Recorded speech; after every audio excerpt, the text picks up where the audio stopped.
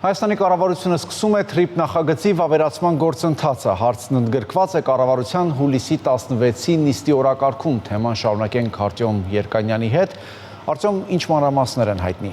Կառավարության նիստի օրակարգում է թրիփ նախագծի շրջանակներում Հայաստանի եւ Միացյալ Նահանգների միջև ռազմավարական համագործակցության մասին շրջանակային համաձայնագիրը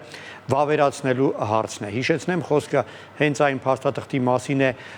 որը ստորագրվել էր Վաշինգտոնում հունիսի 1-ին եւ Երևանում հունիսի 4-ին։ Հարցը ներկայացված է օրակարգում որպես չզեկուցվող հարց, այսինքն կառավարությունը որևէ պարզաբանում չի տալու այն քննարկման համար եւ քվեարկելու համար, քանի որ դա հենց այն հարցն է, որը հակասություն չի առաջացնում եւ վաղուց ծանոթ է։ Դրանից հետո միայն հարցը կանցնի սահմանադրական դատարանի քննարկմանը եւ պետք է ներկայացվի այդ ատյանի վերաբերմունքը, թե արդյոք համաձայնագիրը չի հակասում Հայաստանի գլխավոր օրենքին, իսկ դրանից հետո արդեն հարցը կփոխանցվի ազգային ժողով եւ ազգային ժողովը պետք է վավերացնի այս փաստաթուղթը, այսպիսով այն կստանա օրենքի ուժ եւ կսկսի գործել։ Իսկ երբ կմեկնարկեն Թրամփի ուղին կառուցելու գործնական աշխատանքները։ Որքան հասկանում եմ, այստեղ ոչ մի խնդիր վերջերս նոր չի առաջացել, թեև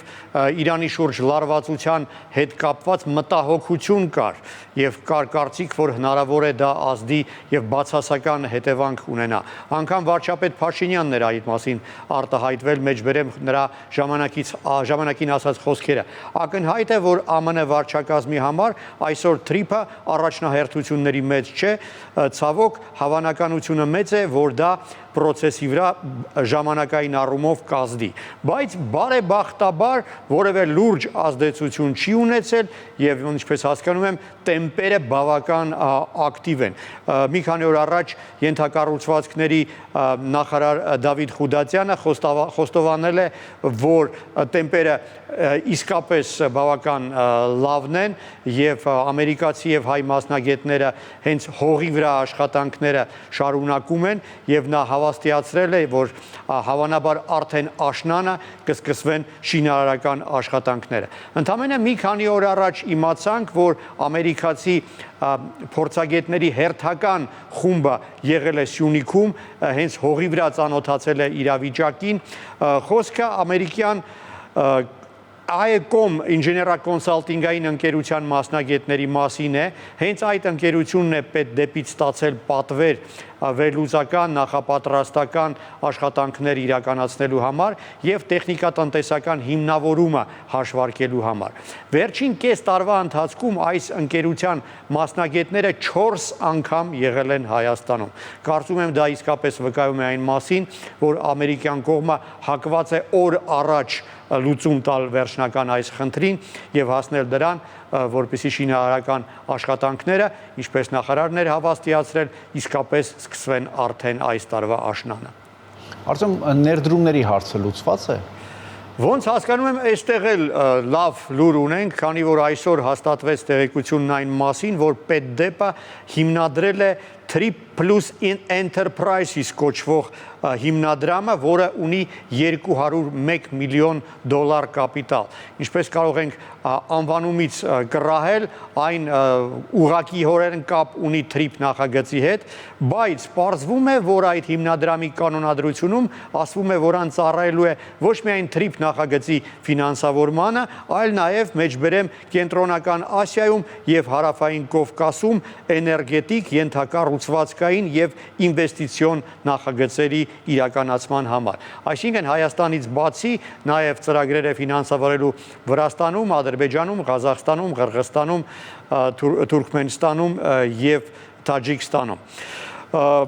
Թեև անվանումից կարող ենք կռահել, որ այնուամենայնիվ դրա կարևորագույն նպատակը հենց թրիփ նախագիծը ֆինանսավորելն է։ Եվ նաև այսօր իմացանք, որ այդ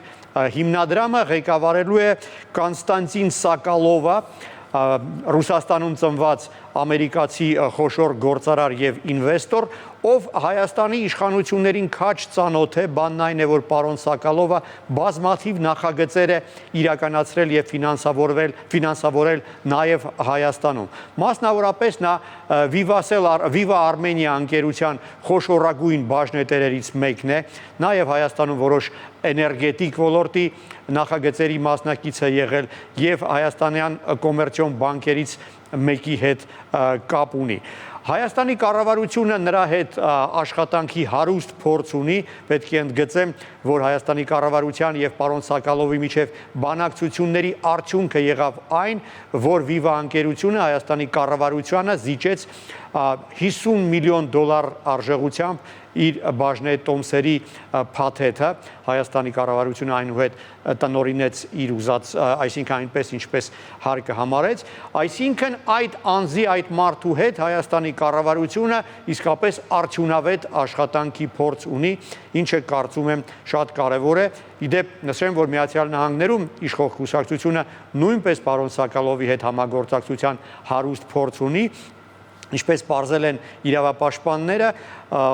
պարոն Սակալովը այն 36 ամերիկացի դոնորներից մեկն է, ով $350 միլիոն գումար է նվիրաբերել Սպիտակ տանը պարահանդեսային սրահ բացելու համար։ Դա Դոնալդ Թրամփի սիրած նախագծից մեկն է եւ Սակալովը օգնել է Թրամփին այդ նախագիծը իրականություն դարձնել։ Հուսով եմ, որ TRIP նախագիծը նույնպես Թրամփի սիրած նախագծերից մեկը ելնելով կարժանանա պարոն Սակալովի համապատասխան վերաբերմունքին եւ նրա օգնությամբ այն իրականություն կդառնա օր առաջ։ Շնորհակալություն, Արտем։